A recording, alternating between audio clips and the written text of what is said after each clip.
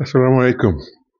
Je suis le professeur Amadou Gallo Diop du Sénégal et je suis le professeur de plusieurs neurologues dans beaucoup de pays africains, disons dans tous les pays francophones d'Afrique, y compris le Maroc, la Tunisie, l'Algérie, les pays d'Afrique de l'Ouest, du Centre et de l'Est qui parlent français. Parce que Dakar est la plus vieille école de médecine en Afrique depuis 1917. C'est la plus vieille faculté de médecine, d'odontologie, de stomatologie.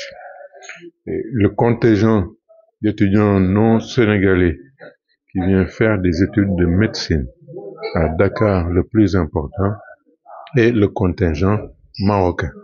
Donc au Maroc, vous avez beaucoup de médecins et dans toutes les spécialités qui ont fait leurs études à Dakar.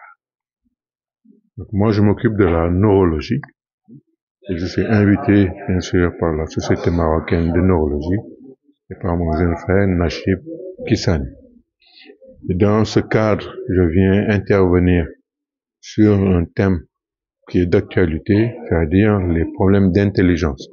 Et qui parle d'intelligence parle bien sûr du cerveau, mais de quelle manière l'aborder de manière humaine, naturelle, efficace, sans se laisser troubler ou noyer par cette notion d'intelligence artificielle qui ne veut rien dire si on ne le voit pas sous l'angle de l'humain, qui vient d'une famille, qui vient d'une société, qui a une religion, qui a des responsabilités, et l'aborder de manière très humaine. Ne pas se laisser dominer par les technologies et nous noyer dans quelque chose sans considération.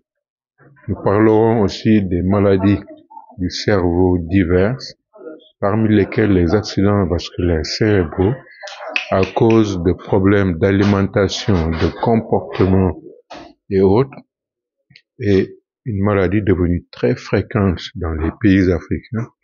Mais le drame en Afrique, c'est que l'âge des personnes victimes d'accidents vasculaires cérébraux est de plus en plus jeune, parce que dès l'enfance, de mauvaises habitudes sont prises par l'alimentation, l'inactivité physique et parfois malheureusement des usages de substances comme la cigarette, l'alcool et autres choses.